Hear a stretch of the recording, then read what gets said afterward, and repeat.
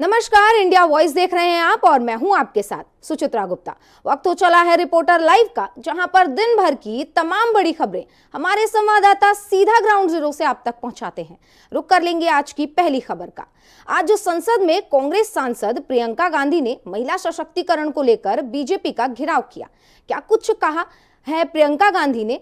ज्यादा जानकारी दे रहे हैं हमारे संवाददाता कमल किशोर। गांधी ने शुक्रवार को संसद में संविधान पर चर्चा के दौरान कहा कि संविधान ने आज की सरकार को नारी शक्ति पर बात करने को मजबूर किया। केंद्र सरकार ने नारी शक्ति अभियान बिल को लागू क्यों नहीं करती? क्या आज की महिलाएं 10 साल तक इंतजार करेंगी? प्रियंका ने केंद्र सरकार से कहा कि आप पंडित नेहरू का नाम क्यों नहीं लेते? जहां जरूरत होती है वहां जरूर लेते हैं। सत्ता पक्ष के साथ ही अतीत की बातें करते हैं। 1921 में क्या हुआ, नेहरू ने क्या किया और वर्तमान में क्या करिए? अरे देश को बताइए कि आप क्या कर रहे हैं, आपकी जिम्मेदारी क्या है और क्या सारी जिम्मेदारी नेहरू जी की है? इंदिरा जी ने बैंकों खादानों का राष्ट्रीयकरण कराया। कांग्रेस सरकार में शिक्षा भोजन का अधिकार मिला, जनता का भरोसा मिला। पहले संसद चलती थी तो उम्मीद होती थी कि महंगाई और बेरोजगारी पर चर्चा होगी, कोई रास्ता निकलेगा, कोई नीति बनेगी तो देश की अर्थव्यवस्था भविष्य को मजबूत बनाने के लिए बनेगी। आज तो संसद ही नहीं चलने दी जा रही। प्रियंका ने कहा कि पीएम सदन में संविधान की किताब को माथे से लगाते हैं। संबल, हाथरस, मणिपुर में जब न्याय की बातें उठती है तो माथे पर शिकन तक नहीं होती। वीडियो जर्नलिस्ट के साथ मैं कमल किशोर, इंडिया वॉइस। प्रधानमंत्री नरेंद्र मोदी आज प्रयागराज के दौरे पर रहे और इस दौरान उन्होंने 167 परियोजनाओं का लोकार्पण और शिलान्यास किया। क्या कुछ रहा खास, बता रहे हैं हमारे सहयोगी शोएब रिजवी। 2025 के कुंभ को दिव्य भव्य बनाने के लिए उत्तर प्रदेश और केंद्र की मोदी और योगी सरकार, जो डबल इंजन की सरकार है, लगातार कार्य कर रही है। आज एक बड़ा कार्यक्रम प्रधानमंत्री मोदी का संगम नगरी प्रयागराज के ये संगम के इलाके में आप देख सकते हैं। ये विशाल जो मंच और टेंट लगे हुए हैं, इसमें बड़ी संख्या में जनसभा को संबोधित करने के लिए लोग इकट्ठा हुए। बड़ी संख्या में मोदी को सुनने के लिए लोग यहाँ पर आए हुए हैं। तो ये कहा जा सकता है कि मोदी के जादू और उनके जो बोलने की शैली है उससे लोग आज भी प्रभावित है और इसी वजह से बहुत बड़ी संख्या में दरअसल प्रधानमंत्री मोदी आज संगम में माँ गंगा की पूजा अर्चना कर रहे हैं। उसके अलावा यहाँ पर लेटे हनुमान जी और अक्षय वट के दर्शन करेंगे। वहाँ पर जो लोकार्पण का कार्यक्रम है, तमाम योजनाएं हैं, उसका लोकार्पण कर रहे हैं। तो ये एक तरह से कह सकते हैं औपचारिक रूप से कुंभ की शुरुआत भी मानी जा रही है। ये मोदी इस तरह से इससे पहले भी यहाँ पर आ चुके हैं। इससे पहले के आयोजन में भी वो कुंभ में आए थे, इस बार फिर कुंभ में आए हैं। और अभी चूंकि 13 जनवरी से ये शुरुआत होगी, लेकिन उससे पहले जिस तरह से मोदी आ रहे हैं, पूरी चाक चौबंद तैयारियां की गई हैं। न सिर्फ वो प्रशासनिक अपने में सुरक्षा व्यवस्था को चाक चौबंद किया गया है, बल्कि बड़ी संख्या में उनको सुनने के लिए लोग भी इकट्ठा हुए हैं। इस बीच में 6-7 हज़ार करोड़ के आसपास की योजनाएं हैं। India wise Prayagraj. दिल्ली विधानसभा इस बार बहुत दिलचस्प होने वाली है, क्योंकि नई दिल्ली की सीट पर पेंच फंस गया है। अरविंद केजरीवाल के सामने कांग्रेस ने संदीप दीक्षित को मैदान में उतारा है। क्या कुछ पूरा मामला है, बता रहे हैं सहयोगी अजय चौहान। नई दिल्ली की जो सीट है वो कहीं ना कहीं बहुत भी महत्वपूर्ण होने वाली है। यहाँ पर ऐसे कैंडिडेट उतारे जा रहे हैं जहाँ पर आप सुनेंगे तो कहीं ना कहीं हैरान रह जाएंगे, क्योंकि सबसे पहली सीट जो पूर्व मुख्यमंत्री अरविंद केजरीवाल है उनकी ये विधायक सीट रही है और उम्मीद है कि वो भी चुनाव यहाँ से लड़ सकते हैं। यानी कि अभी कंफर्म नहीं हुआ है, लेकिन बता दें कि कांग्रेस की तरफ से जो संदीप दीक्षित है, यानी पूर्व मुख्यमंत्री शीला दीक्षित के बेटे हैं, वो भी उनको भी यहाँ से नई दिल्ली से टिकट दी जा चुकी है। यानी कांग्रेस की तरफ से वही सवाल है कि तीसरी सीट जो बीजेपी की है, परवेश वर्मा जो पूर्व सांसद रहे हैं, उनको भी यहाँ से ही सीट दी जा रही है। यानी कि कहीं ना कहीं जो इस बार विधानसभा चुनाव होने हैं वो बड़ा ही रोचक होने वाला है। सवाल यह है कि आखिरकार जो विकास की जो दौड़ थी और इस क्षेत्र में जो विकास किया गया है, चाहे वो शीला दीक्षित के समय में चर्चाओं में रहा है कि शीला दीक्षित जब तक यहाँ पर मुख्यमंत्री रही, दिल्ली के अंदर विकास होता रहा और नई दिल्ली का विकास सबसे चरम पर रहा। वहीं बीजेपी सांसद यहाँ मौजूद रहे तब भी विकास होता रहा। लेकिन कल जिस तरह से दिल्ली के अंदर एक एनडीएमसी का जो बजट पेश होता सालाना, तो जो कि मुख्यमंत्री अरविंद केजरीवाल जो पूर्व रहे हैं वो यहाँ के मेंबर है, लेकिन इस बजट में खबर दिल्ली से है, जहां दिल्ली पुलिस को एक धमकी भरा ईमेल आया, जिसके बाद पुलिस एकदम से सतर्क हो गई। कहां से आया था ये ईमेल, किसने किया ये मेल, बता रहे हैं हमारे सहयोगी कमल किशोर। सोमवार की सुबह एक बार फिर धमकी भरा ईमेल आया। ईमेल की जानकारी दिल्ली पुलिस और फायर डिपार्टमेंट को दी गई, जिसके बाद तुरंत जांच शुरू की गई। जांच में अब तक संदिग्ध नहीं पाया गया। जिन स्कूलों को धमकी मिली थी उनमें ईस्ट ऑफ कैलाश का modern school, DPS school, Salman school, model school और कैम्ब्रिज स्कूल शामिल है। दिल्ली के स्कूलों में बम की धमकियों का सिलसिला थमने का नाम नहीं ले रहा। आए दिन स्कूल मैनेजमेंट को ईमेल के जरिए या कॉल के जरिए कोई अनजान व्यक्ति बम होने की सूचना देता है और दहशत का माहौल पैदा हो जाता है। वहीं बीते दिनों सोमवार को भी दिल्ली के करीब 40 स्कूलों में बम थ्रेट भेजा गया था। ये धमकियां भी ईमेल के जरिए आई थी। सोमवार की सुबह होने के चलते ही बच्चे क्लास अटेंड करने के लिए पहुंचे थे। ईमेल मिलते ही स्कूल प्रशासन ने तुरंत अभिभावकों को जानकारी दी और सभी बच्चों को घर वापस भेज दिया गया। इस दौरान भी पुलिस की कई टीमें बनाई गई, जिन्होंने हर स्कूल का चप्पा चप्पा जांचा, लेकिन कोई संदिग्ध नहीं मिला। दिल्ली में आए दिन school, airport, flight, hotel, mall आदि को मिलने वाली ये धमकियां अब झूठी पाई गई। हालांकि सुरक्षा एजेंसियां इन धमकियों को हल्के में नहीं लेना चाहती। वीडियो जर्नलिस्ट के साथ मैं कमल किशोर, इंडिया वॉइस, दिल्ली। रुक करेंगे अगली खबर का, जहां सपा अध्यक्ष अखिलेश यादव ने एक बड़ा बयान दिया। क्या कुछ कहा है अखिलेश यादव ने, विस्तार से बता रहे हैं हमारे सहयोगी मोहम्मद आसिफ। सियासी पारा हाई है। इन सब के बीच सपा प्रमुख अखिलेश यादव ने वन नेशन वन इलेक्शन को लेकर बीजेपी सरकार को घेरा है और कहा है कि one nation one election BJP का चुनाव में जीतने का बड़ा जुगाड़ है। सपा प्रमुख अखिलेश यादव ने वन नेशन वन इलेक्शन को अलोकतांत्रिक करार दिया है और इसे छलावा भी बताया है। दरअसल सपा प्रमुख अखिलेश यादव ने वन नेशन वन इलेक्शन को लेकर बड़ा और राजनीतिक बयान दिया है।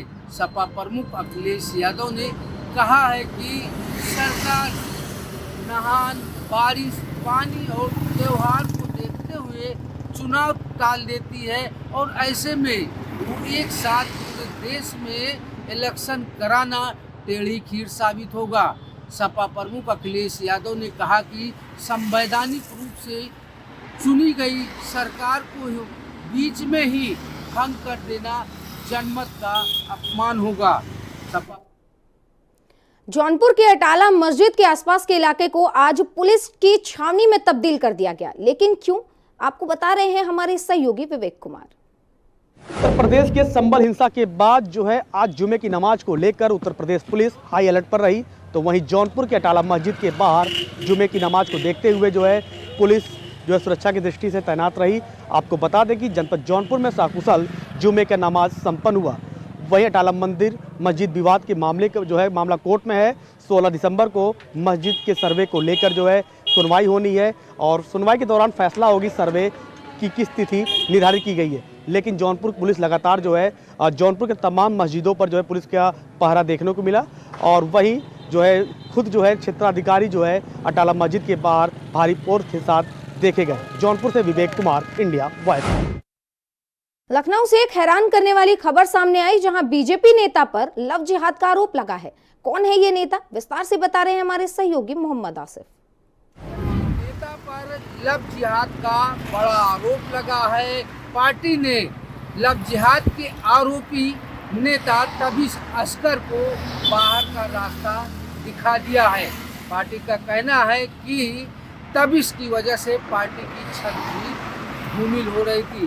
दरअसल यूपी के अमरोहा जिले के रहने वाले तबीश असगर ने बीजेपी ज्वाइन किया था, लेकिन इधर बीच नोएडा में हिंदू यानी विशाल बनकर तबीश असगर ने एक हिंदू लड़की से शादी कर ली थी। इस मामले का भंडाफोड़ होने पर तबीश के खिलाफ नोएडा पुलिस ने कार्रवाई भी किया। वहीं अब इस मामले में बीजेपी ने भी बड़ी कार्रवाई कर दी है। अमरोहा के जिला अध्यक्ष ने बड़ी कार्रवाई करते हुए लव जिहाद के आरोपी में फंसे तबीश असगर को बाहर का रास्ता दिखा दिया है। बीजेपी जिला अध्यक्ष का कहना है कि ऐसे 5 और लोग हैं जिन पर आपराधिक मुकदमे दर्ज हैं, उन्हें भी बाहर का रास्ता दिखाया गया है। जिलाध्यक्ष ने लेटर जारी करते हुए कहा कि कबीर असगर समेत 6 मुस्लिम। खबर जौनपुर से है, जहां अतुल सुभाष के सुसाइड मामले में बेंगलोर की पुलिस टीम जौनपुर पहुंची। इस घटना पर क्या कुछ अपडेट है, विस्तार से बता रहे हैं सहयोगी विवेक कुमार।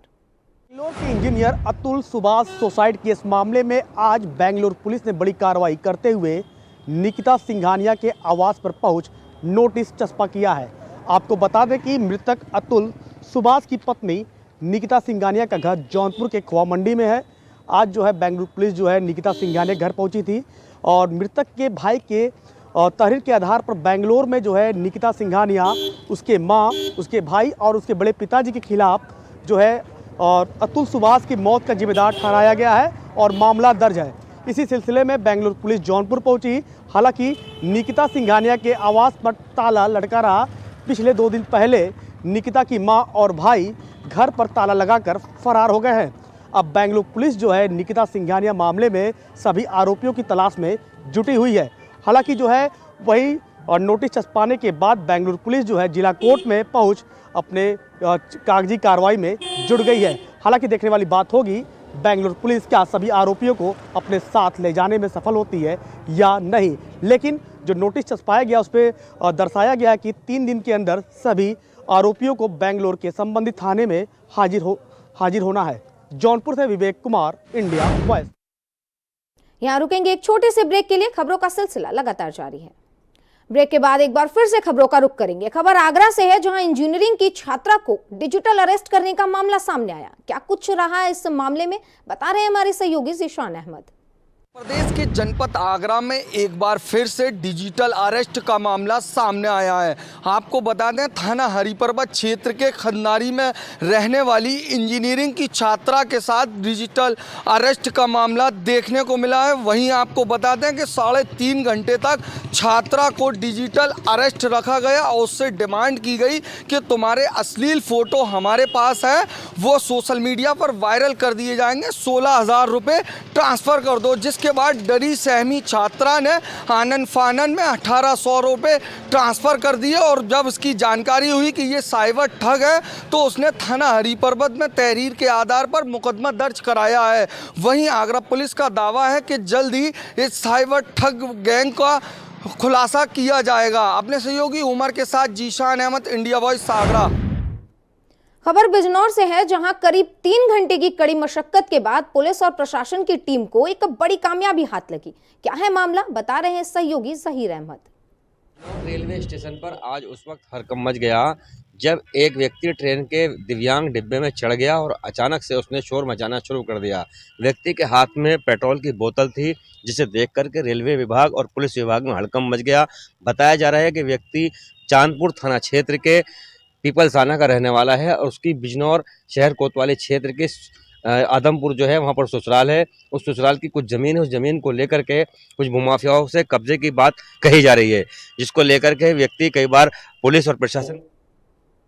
खबर देहरादून से है, जहां उत्तराखंड में 4 धाम शीतकालीन यात्रा की शुरुआत के बाद कांग्रेस प्रदेश अध्यक्ष करण महारा ने कटाक्ष किया। क्या कुछ कहा करण महारा ने, बता रहे हैं सहयोगी धनराज गर्ग। मुख्यमंत्री पुष्कर सिंह धामी के द्वारा कहने के उत्तराखंड में इस बार शीतकालीन 4 धाम यात्रा शुरू की गई है और जिसको लेकर लगातार देखा जाए कि जो श्रद्धालु हैं उनमें उत्साह नजर आ रहा है। लेकिन वहीं कांग्रेस ने कहने का इस पर सवाल खड़े किए हैं, क्योंकि कांग्रेस के जो प्रदेश अध्यक्ष है करण मेहरा, उन्होंने साफ तौर पर कहा है कि उत्तराखंड के अंदर शीतकालीन 4 धाम यात्रा पहले से चलती आई है। 2012 में जब हरीश रावत की सरकार थी तो हरीश रावत के द्वारा कहने की ये शीतकालीन यात्रा शुरू की गई थी और इसके साथ ही होम स्टे में भी श्रद्धालुओं को रुकने के लिए छूट देने की बात कहीं न कहीं हरीश रावत के द्वारा दी गई थी। लेकिन अब उत्तराखंड में निकाय चुनाव को लेकर ओबीसी आरक्षण का रोस्टर जारी हो चुका है। क्या कुछ है पूरी खबर, विस्तार से बता रहे हैं सहयोगी अभय कैंतुरा। उत्तराखंड में निकाय चुनाव की सरगर्मियां काफी तेज हो चुकी है। निकाय चुनाव के लिए जहां सरकार और प्रशासन दोनों तैयार दिख रहे हैं, वहीं दूसरी तरफ अब रोस्टर भी जारी हो चुका है। आरक्षण के रोस्टर को लेकर ये जो बनी थी उसमें तय कर दिया गया है कि किस आधार पर आरक्षण जारी होना है। यानी ओबीसी के आरक्षण को लेकर जो अब तक कवायद चल रही थी, जिसको लेकर काफी विराम यहाँ पर चल रहे थे, काफी चर्चाएं होने लगी थी कि इस आरक्षण का रोस्टर जारी ना होने से निकाय चुनाव और देर यहाँ पर हो सकते हैं। लेकिन अब वो रोस्टर जारी हो चुका है। ये सीटें तय हो जाएंगी और जल्द ही अभी कहा जा सकता है कि निकाय चुनाव की तारीखों का ऐलान सरकार की तरफ से कर दिया जाएगा। बीजेपी खबर हरदोई से है, जहां निरीक्षण पे गए जिला अधिकारी के बोल बिगड़ गए और साहब आग बबूला हो गए। क्या रहा पूरा मामला, बता रहे हैं सहयोगी आनंद त्रिवेदी। जिला अधिकारी का एक वीडियो सोशल मीडिया पर वायरल हुआ है। आपको बता दें कि जो नगर पालिका का जूनियर इंजीनियर है उसको कह रहे हैं कि नाले में डुबो देंगे। आपको बता दें कि पूरा मामला हरदोई के नगर पालिका का है, जहां पे एक नाले का निर्माण चल रहा था। सड़क के किनारे जो नाले बने उसका निर्माण चल रहा था। आपको बता दें कि जब डीएम साहब वहां निरीक्षण करने पहुंचे हैं तो वहां पर जब वो कमियां पाई गई और जो ईंट गड़बड़ थी, तो वहां पे जब उन्होंने देखा तो जूनियर इंजीनियर को उन्होंने कहा कि नाले में डुबो देंगे, नोटिस देकर जवाब दो तत्काल। हालांकि आपको बता दें कि जो मंगला प्रसाद डीएम हैं, ये लगातार इनके कई बार इससे पहले भी विवादित बयान आए हैं। ये सुर्खी खबर झांसी से है, जहां मदरसा शिक्षक को उग्र भीड़ के द्वारा छुड़ाने का मामला सामने आया। क्या है पूरी बात, बता रहे हैं सहयोगी शेख गुल मोहम्मद। झांसी में एनआईए और एटीएस द्वारा मुफ्ती खालिद के घर पर छापेमार कार्रवाई की जाती है। मुफ्ती खालिद ऑनलाइन कोचिंग पढ़ाया करते थे, जिसमें वे दीनी तालीम दिया करते थे। जानकारी के अनुसार उनको अवैध फंडिंग प्राप्त हो रही थी, जिसके चलते एनआईए और एटीएस द्वारा ये कार्रवाई की गई थी। वहीं जब पूछताछ के लिए उनको अपने साथ ले जाया जा रहा था तो क्षेत्रवासियों द्वारा पुलिस के साथ अभद्रता की गई थी, जिसके चलते पुलिस ने 110 लोगों के ऊपर मुकदमा लिख कार्रवाई की है। वहीं आज जुमे की नमाज को देखते हुए झांसी के सभी आला अधिकारी मुस्तैदी के साथ नजर आए। वहीं मुफ्ती खालिद के घर के पास जो मस्जिद बनी हुई है, वहां पर सुरक्षा व्यवस्था के कड़े इंतजाम किए गए। वह क्षेत्र में ड्रोन उड़ाकर छतों पर भी नजर रखी गई है। झांसी से इंडिया वॉइस के लिए शिव।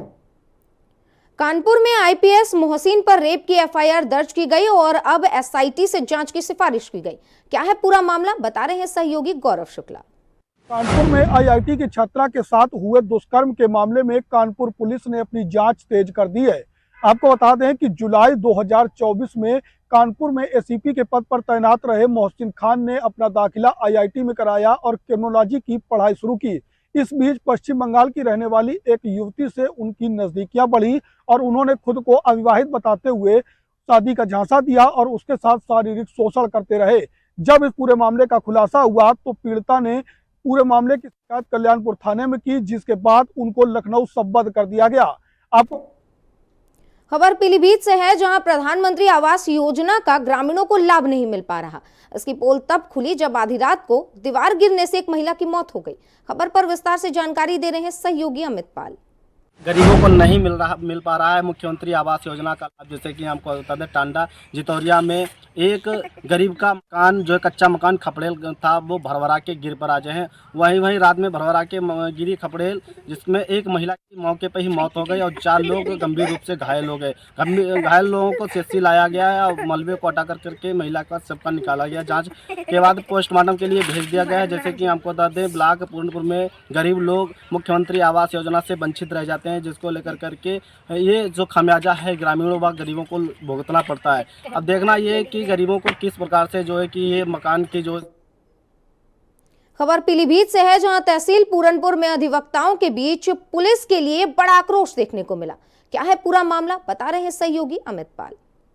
तहसील में वकीलों के साथ में पुलिस ने जो हंगामा व मारपीट की थी, जिसको लेकर करके पुलिस को भारी महंगा पड़ गया है। वहीं हमको बता दें जो कि कल चौराहे से गुजर रहे थे 2 वकीलों को पुलिस के द्वारा है कि गाली गलौज व मारपीट का मामला सामने आया था, जिसको लेकर करके वकीलों ने तहसील पूरनपुर तहसील परिसर में धरना प्रदर्शन किया। पुलिस के खिलाफ नारेबाजी करते हुए नारे लगाए, जहां पर तत्काल प्रभाव से पुलिस अधीक्षक ने कार्रवाई करते हुए एक दरोगा व 2 सिपाहियों को लाइन हाजिर कर दिया है। जैसे कि हमको बता दें, जहां वकीलों के द्वारा काफ़ी विरोध करने के बाद में पूर्णपुर में कल एडिशनल एसपी आए थे, वहां पर जहां पर काफ़ी देर तक गहन चर्चा होती रही। कोई ना सॉल्यूशन निकलने के बाद में 2 सिपाही व 1 दरोगा को जो। खबर सिद्धार्थनगर से है, जहां पुलिस कस्टडी में ले जाए जा रहे आरोपी के साथ मारपीट के मामले में नया मोड़ आया। क्या है ये पूरा मामला, बता रहे हैं सहयोगी राकेश यादव। नगर जिले के बासी में पुलिस से अपने साथ एक अभियुक्त को लेके जा रही थी, जिसमें मारपीट का वीडियो भी सोशल मीडिया पे वायरल हुआ था। अब उस मामले को लेके टूल पकड़ता जा रहा है। वहीं ग्राम प्रधान एकजुट होके एसपी कार्यालय पहुंचते हैं और अपनी समस्या को बताते हैं और ज्ञापन सौंपते हैं। एक तरफा जो है कार्रवाई होने से एकजुट हुए प्रधान संघ ने अपने साथियों के साथ एसपी कार्यालय पहुंचते हैं और वहां ज्ञापन देके न्याय की गुहार लगाते हैं। अब देखने की बात यह है कि पुलिस अभिरक्षा में इस तरह से मारपीट का वीडियो भी सोशल मीडिया पे वायरल हुआ था और एक तरफा का। खबर वाराणसी से है, जहां इंतजाम मुफ्ती के सनातन धर्म और वीर सावरकर पर विवादित बयान के मामले में वाराणसी में भाजपा कार्यकर्ताओं ने विरोध दर्ज किया है। क्या है पूरा मामला, विस्तार से बता रहे हैं हमारे सहयोगी धर्मेंद्र पांडे।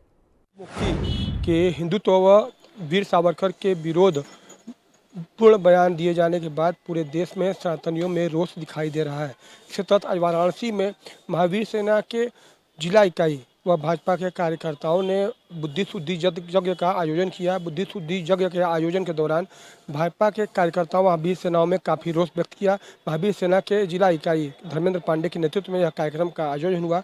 तमाम भारत के अन्य हिस्सों में भी इस मामले को लेकर के लगातार जो है सनातन प्रेमियों में इस बात को लेकर आक्रोश है। जगह जगह तमाम इस बयान को लेकर आक्रोश व्यक्त किए जा रहा है। वाराणसी में भी इसको लेकर के बड़ा एक यज्ञ बुद्धि शुद्धि यज्ञ का आयोजन किया गया, विरोध प्रदर्शन किया गया। इसके तहत खबर मथुरा से है, जहां वृंदावन में प्रेम मंदिर से विद्यापीठ चौराहे तक जाने वाले रास्ते का सुंदरीकरण होगा। क्या कुछ है पूरी खबर, बता रहे हैं सहयोगी मोहम्मद फारूक। वृंदावन में नगर निगम द्वारा प्रेम मंदिर से लेकर और विद्यापीठ चौराहे तक यानी ठाकुर बांके बिहारी मंदिर तक सड़क का निर्माण किया जाएगा। सड़क को स्मार्ट सड़क बनाया जा रहा है। उसमें जो है लाइटिंग लगेंगी, बीच में डिवाइडरों पे तमाम पेड़ पौधे लगाए जाएंगे। बहुत बढ़िया तरीके से सड़क को सजाया जाएगा। यानी खबर मथुरा से है, जहां मथुरा वृंदावन मार्ग स्थित पीएमबी के जंगलों में दर्जनों गाय मृत पाई गई। कैसे हुई इनकी मृत्यु, बता रहे हैं सहयोगी मोहम्मद फारूक।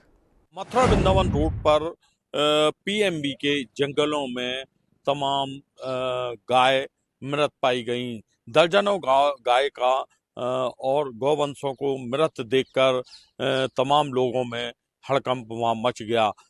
तमाम गौरक्षा दल के लोग आ गए और उन्होंने मथुरा वृंदावन सड़क को जाम कर दिया। पुलिस भी मौके पर पहुंच गई, लेकिन जो गौरक्षा दल के लोग थे वो सड़क पे से हटने का नाम नहीं ले रहे थे। तमाम खबर कन्नौज से है, जहां पूर्व सपा नेता नवाब सिंह यादव के छोटे भाई नीलू यादव की मुश्किलें फिर बढ़ती हुई नजर आ रही हैं। क्या है पूरी खबर, बता रहे हैं हमारे सहयोगी राम ऋषि पांडे। कन्नौज में सपा नेता नवाब सिंह यादव के भाई नीलू यादव की फिर एक बार मुश्किलें बढ़ गई हैं। आपको बता दें, नीलू यादव की जमानत याचिका दाखिल की गई थी, लेकिन कोर्ट ने उस याचिका को खारिज कर दिया है। आपको बता दें, अड़ंगापुर गांव निवासी दिनेश ने नीलू के खिलाफ और अन्य 5 लोगों के खिलाफ मुकदमा दर्ज कन्नौज कोतवाली में कराया था, जिसमें 6 लोग। इसी के साथ रिपोर्टर लाइव में आज के लिए बस इतना ही। देश और दुनिया की बड़ी खबरों के लिए आप बने रहिए इंडिया वॉइस के साथ। नमस्कार।